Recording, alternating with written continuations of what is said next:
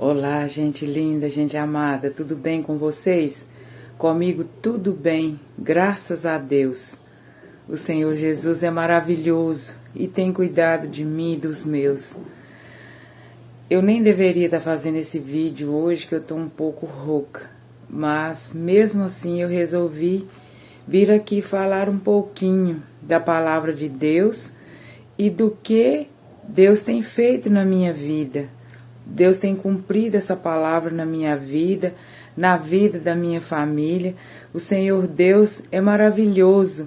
Ele cumpre as promessas dele na vida da gente. E para a base dessa nossa reflexão, eu quero ler com vocês no Evangelho de Mateus, no capítulo 8, no verso 14, que diz assim: o poder de Jesus sobre os demônios e as doenças. Pode-se encontrar também este texto em Marcos 1, do 29 ao 34, e Lucas 4, do 38 ao 41. Entrando Jesus na casa de Pedro, viu a sogra deste de cama, com febre. Tomando-a pela mão, a febre a deixou, e ela se levantou e começou a servi-lo. Ao anoitecer, foram trazidos a ele muitos endemoniados, e ele expulsou os espíritos com uma palavra e curou todos os doentes. E assim se cumpriu o que fora dito pelo profeta Isaías. Ele tomou sobre si as nossas enfermidades e sobre si levou as nossas doenças. E se nós formos seguir a leitura pelo Evangelho de Mateus, assim como nos outros evangelhos, nós vamos ver uma narrativa imensa de milagres que Jesus fez. Vai falar sobre libertação, de pessoas sendo livres dos espíritos imundos, dos demônios. Nós vamos ver uma grande quantidade de pessoas sendo curada por Jesus. Isso porque Jesus estava fisicamente presente na vida daquele povo.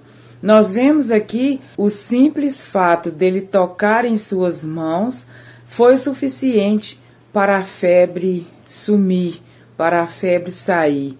E assim Jesus fazia, com uma palavra só, ele expulsava os demônios e expulsava todo tipo de enfermidade que aquele povo era cometido. Mas e aí? E hoje? Jesus continua tendo esse poder para curar? Com toda certeza, Jesus continua curando. Sabe por quê? Porque Jesus continua vivo. Quando o Senhor Jesus se entregou e teve a morte de cruz, ele morreu na verdade. Mas logo em seguida, no terceiro dia, ele ressuscitou e foi visto por muitas pessoas, por muitas testemunhas em várias ocasiões, principalmente na região onde ele foi nascido, onde ele foi criado, que ele era tido apenas como mais um profeta. Os judeus da sua época não acreditavam que ele era o Filho de Deus que ressuscitaria no terceiro dia, como ele havia dito. Mas Jesus ressuscitou, continua presente nas nossas vidas. Naquela manhã da ressurreição, quando Maria Madalena foi até o túmulo para ver se o corpo de Jesus estava lá, ele não estava lá, ele não estava mais entre os mortos, porque nele havia o poder da ressurreição. Deus o ressuscitaria dos mortos, assim como ressuscitou. Deus fez o milagre da vida ressurgir em Jesus novamente. E a morte não conseguiu vencer Jesus. E para testemunhar sobre isso, Deus permitiu ainda que ele estivesse mais 40 dias na terra para ensinar os discípulos o caminho que se devia começar o evangelismo. Era uma forma de que todos vissem e testemunhassem da ressurreição. Em algumas ocasiões, ele apareceu para mais de 500 pessoas de uma só vez. um corpo glorioso, um corpo que ressurgiu, né, pelo Espírito de Deus e continuou vivo no meio daquele povo. É o mesmo corpo glorioso que visita a nossa vida através do Espírito Santo, que toca no nosso corpo, que nos liberta das enfermidades, que nos liberta dos espíritos depressivos, que nos liberta das doenças físicas. Eu sou testemunha que Jesus cura, porque Jesus já curou muitas vezes alguém por perto de mim, já restaurou muitas vezes a minha saúde. Eu não tenho servido um Deus de ouvir falar o que Ele fez. Eu tenho servido um Deus que fez na minha vida, que faz todo dia. Em 2017 foi um ano muito difícil para mim. Eu morava em João Pessoa, na Paraíba, e estávamos preparando para vir embora para Minas Gerais. E naquele ano eu tive um problema muito sério na coluna.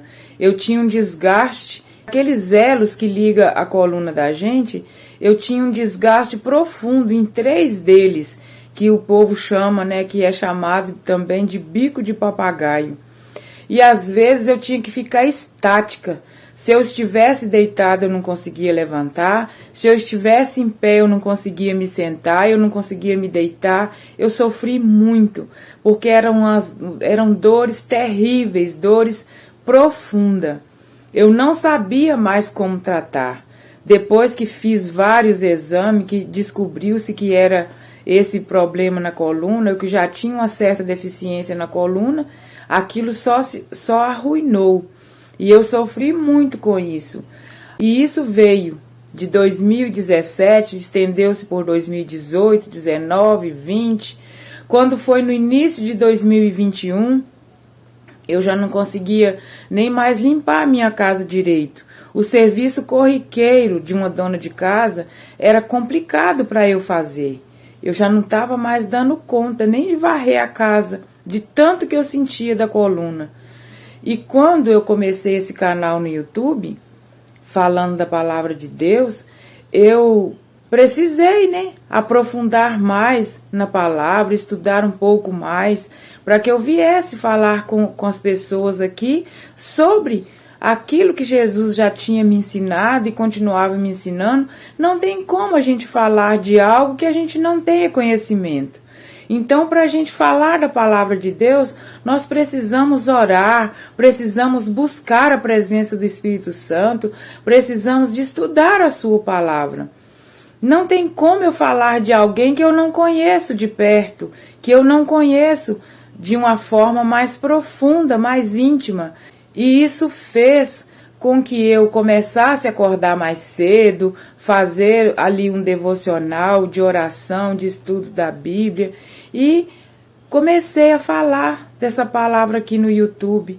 E Deus, pela graça e misericórdia, pela bondade infinita, um belo dia eu acordei e eu já não tinha mais nada na minha coluna. Jesus havia curado a minha coluna conforme ela continua curada até hoje. Eu não sinto mais nada, eu consigo fazer meu trabalho normal, eu consigo exercer atividades que eu não conseguia antes, eu não tinha como fazer. Hoje eu faço e faço com alegria, porque o Senhor Jesus me curou. Quando nós buscamos a orar mais, a buscar mais intimidade com Deus, a buscar mais na sua palavra, Ele responde às nossas orações. Às vezes nós nem estamos orando especificamente por uma determinada situação e Ele se manifesta na nossa vida e nos cura exatamente de algo que às vezes nem estamos pedindo naquele momento. São tantas situações no nosso dia a dia que nós precisamos de orar, de buscar do Senhor, mas uma coisa eu digo: se nós estivermos empenhados em buscar a presença do Espírito Santo, em buscar o Senhor em oração, em jejum e na palavra dEle, né, que Ele quer ter essa intimidade conosco, e como que vamos fazer isso? Só através da palavra, não tem outro jeito. Essa palavra, ela é viva, ela é eficaz, ela produz tanto na nossa vida, ela produz milagre. Porque aonde tem a palavra do Senhor sendo falada de forma real, sem hipocrisia, sem heresia, sem inventação, que tem gente que inventa tanto, desvia tanto a palavra do Senhor, tem pessoas brincando com a palavra de Deus de uma forma que eu fico assim, eu fico preocupada, porque nós sabemos o final como será.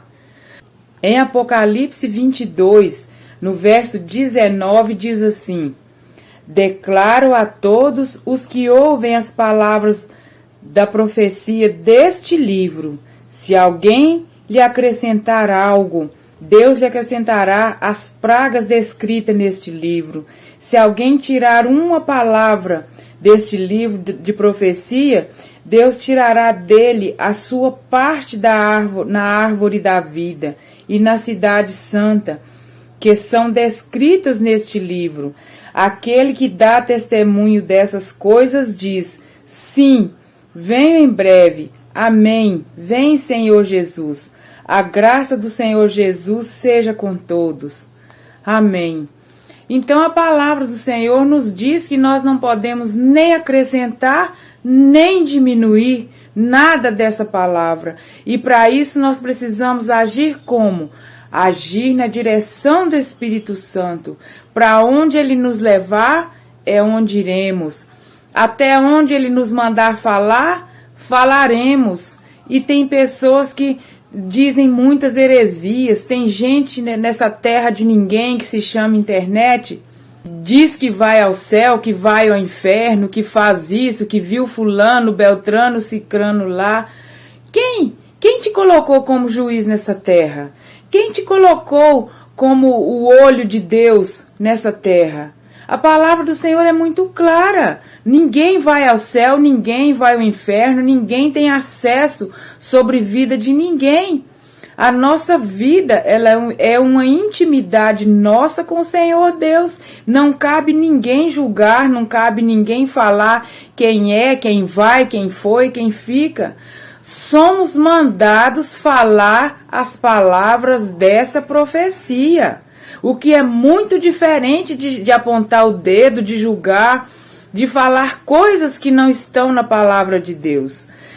É verdade que se diz que pelos frutos se conhece a árvore, mas é Deus que conhece. Eu não conheço árvore nenhuma, eu não conheço fruto nenhum. O que eu vejo falar, o que eu vejo as pessoas comportar, dá a entender que eles não estão falando palavra de Deus. Eles não estão na direção do Espírito Santo.